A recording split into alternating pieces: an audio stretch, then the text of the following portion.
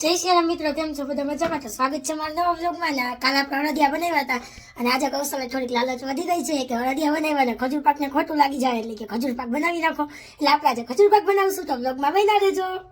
પછી તો શું, જો આ થળિયા વિનાનો ખજૂર લઈ લીધો આપણે. થળિયા તો પેલા જ કાઢી નાખ્યા હતા અને એમાં આપણે નાખી દઈશું ઘી.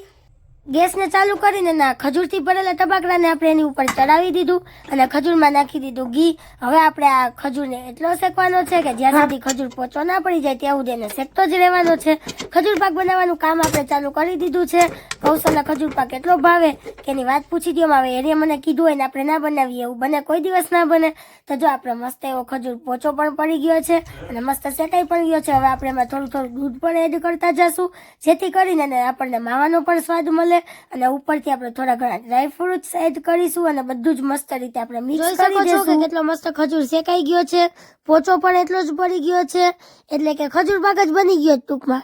અને હવે એને આપણે દૂધ જ્યાં સુધી બળી ના જાય, એટલે કે આ ખજૂર દૂધ બધું પી ન જાય ત્યાં સુધી આપણે એને શેકવાનો જ. અને આ છે આપણા ખજૂર પાકનો ફાઇનલ લુક.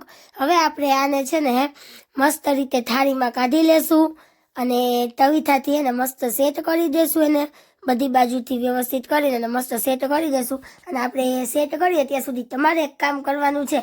હવે હામું ન જોતા હો, તમારે ખબર જ છે કે ફોલો કરી દેવાનું છે, 4-5 જણાને રીલ્સ મોકલી દેવાની છે અને વિડીયોને લાઇક કરી દેવાનો છે, કોમેન્ટ કરી દેવાની છે કે તમને અમારો ખજૂર પાક કેવો લાગ્યો, અમારા વિડીયો કેવા લાગે છે અને કોને કોને શિયાળામાં ખજૂર પાક ભાવે છે. તો તમારે બધાને ખજૂર પાક ખાવો હોય તો જલ્દીથી અમારે ઘરે આવી જાજો. હવે આપણે ઉપરથી થોડોક ટોપરાનો ભૂકો એડ કરશું અને તવીથા વડે એને સેજ દબાવીને અને ખજૂર પાક આપણો તૈયાર કરી લેશું.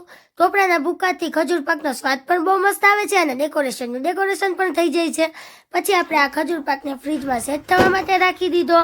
હવે આ ખજૂર પાક સેટ થાય પછી આપણે કૌશલ આપશું. તો કૌશલ જો ઘરે આવી ગયા અને આપણે મસ્ત એવી ઢેફલી પણ પાડી લીધી છે ખજૂર પાકની. હવે આપણે એને દેશું અને પૂછશું કે કેવો બન્યો ખજૂર પાક. તો જો આપણે કૌશલને ખજૂર પાક આપ્યો અને ખજૂર પાક જોઈને જ કૌશલ તો ખાવા માંડ્યા ખજૂર પાક અને એને બહુ જ ભાવ્યો અને એને તો ગળ્યું ભાવે જ છે એટલે કઈ ઉપાધિ જ નથી. જો ખાવા જ માંડ્યા અમારે અને મેં પણ ખાધો, બહુ મસ્ત બન્યો છે. તો આવા જ મિની વ્લોગ જોવા માટે જલ્દીથી લાઈક કરો, શેર કરો અને ફોલો કરતા જજો ભૂલતા નહીં. Bye bye.